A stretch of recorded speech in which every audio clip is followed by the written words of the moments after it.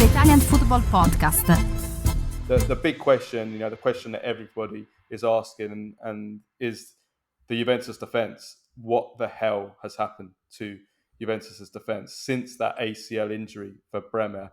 I expected it. I knew it was going to be a crushing blow, but I didn't think it would be this bad, because I thought that the way that Thiago Motta teams play, that they would kind of override the defensive weaknesses of losing someone as good as Bremer. I didn't think it would be this bad, but to go from 1 goal in 7 games conceded with Bremer in the team to now 10 goals conceded in 6 matches without him. I mean, this Bremer injury has just killed Juventus and killed Juventus's defense, hasn't it? There's no doubt that it has, but that's part of it. But what I'm thinking when I'm watching Juve, and I watched Juve yesterday and against Inter in particular, and also in the Champions League, is that Thiago Motta has opened the floodgates.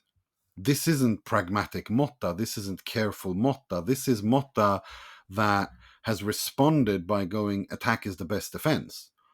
That's why Juventus are so open. It's not just Bremer.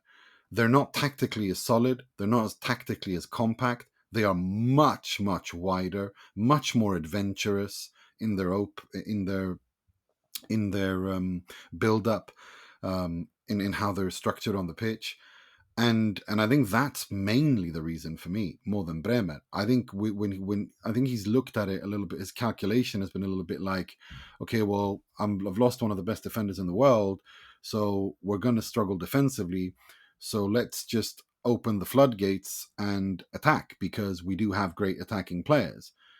The problem with that is when you're kind of already in the build-up phase and you're not really there, is that can cause a little bit of confusion, and that can cause incoherence in terms of tactical, or incoherence tactically.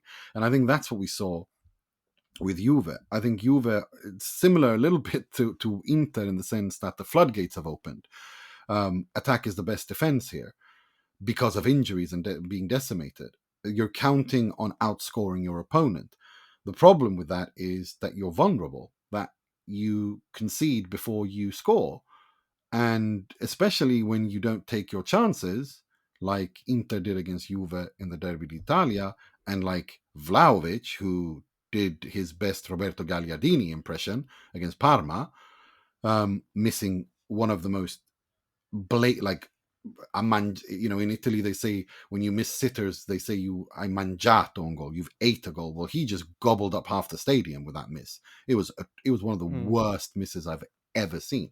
When you make misses like that, well, this is what happens. It wasn't. Yeah, it was. Like you said, it wasn't just the defense. It was all round. It was just a chaotic game. I mean, I think you might be onto something. I think that might be part of it. Maybe Motta thought, we can't, rely on our defense to be as solid, and we need to be a little bit more adventurous.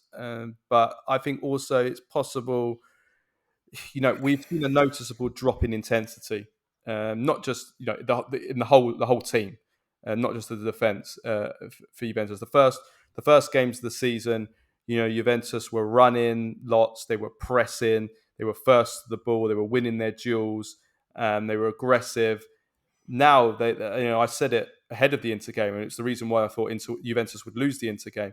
Like I saw during the Stuttgart game, a team that looked exhausted, a team that looked physically just didn't look like the same team, unable to press like they were before. And as a result, you're half a yard slower to the ball, and your discipline, you lose a bit of your discipline, and you have mental exhaustion as well as physical exhaustion. And they are getting cut through, and they're very open on the counter, which was the one thing that I thought was most impressive about Juventus and Motta, even at Bologna last season, is that his players were all positioned so that if you lost the ball on the turnover, your players were positioned in like rest in defence, as they call them, as all the tactico wankers call it, where you're where if you lose the ball, your rest in position is that you can't be hurt. And we saw in the Parma game especially, as soon as Juventus lost the ball on the turnover, I mean Parma, actually that's one of their strengths. They're very good on the transitions because they've got a lot of quick, exciting, excellent attacking players, but they were just cutting through them at will. But I think it's a physical thing.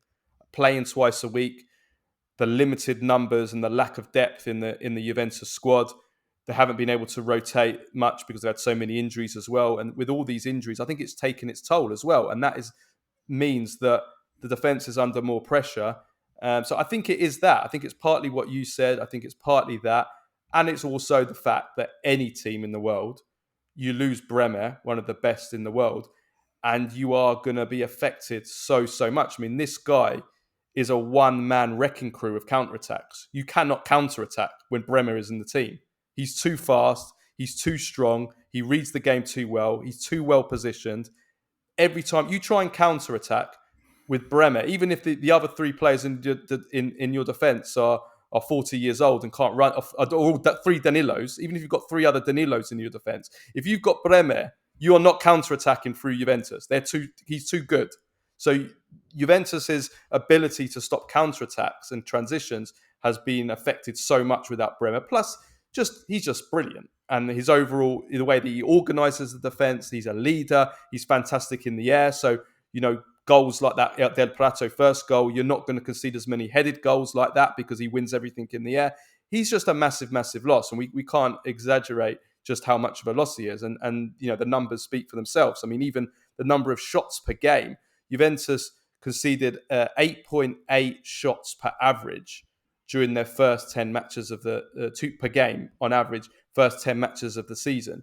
That has now increased to over double, 17.77 shots since the Stuttgart game, including the Inter and Parma matches. And the number of shots on target has increased from 2.3 to 8.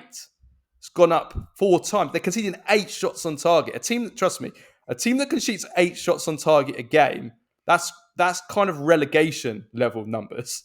That is, when you're conceding that number of shots a game. So, okay, it's only a few matches. I'm sure it won't be that bad. But it's clearly, the defence has fallen apart. And in this game, disastrous start. They concede after 2 minutes with Del Prato.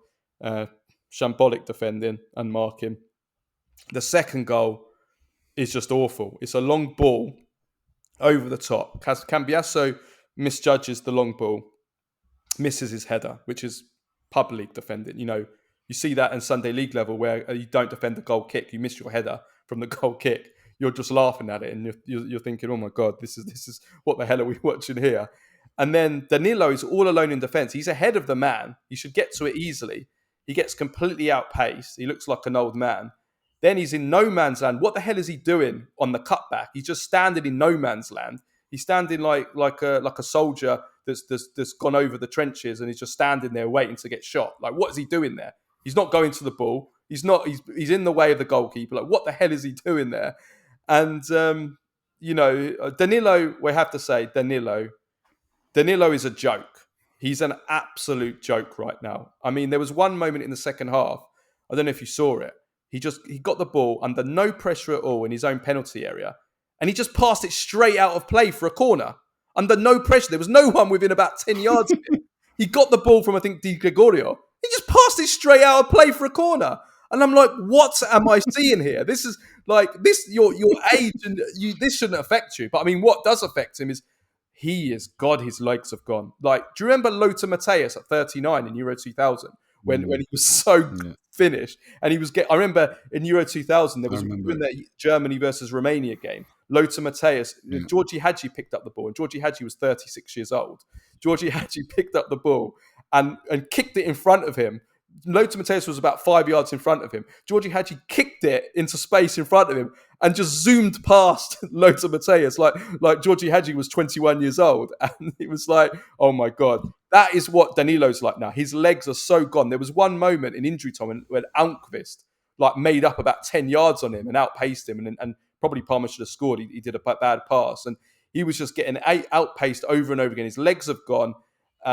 He's also got no confidence. I understand that Juventus don't really have any other options in defence. But I'm sorry, but he must not play for Juventus ever again. He cannot play. Because just play a youngster, play a next-gen player or put a centre-back there or play with 10 men because he is costing Juventus 2 or 3 goals a game right now. I mean, he is so bad. It's genuinely astonishing how bad Danilo is. And I have to criticize Motta here. I can't understand why, even after that Inter game, he's persisted with Danilo in this match. I mean, it's been pretty clear in these Stuttgart and Inter games that this guy is so finished. Like, why? I can't understand why he's brought him back, having completely frozen him out at the start of the season. Like, I can't understand it at all. Like, this guy, you cannot play this guy anymore.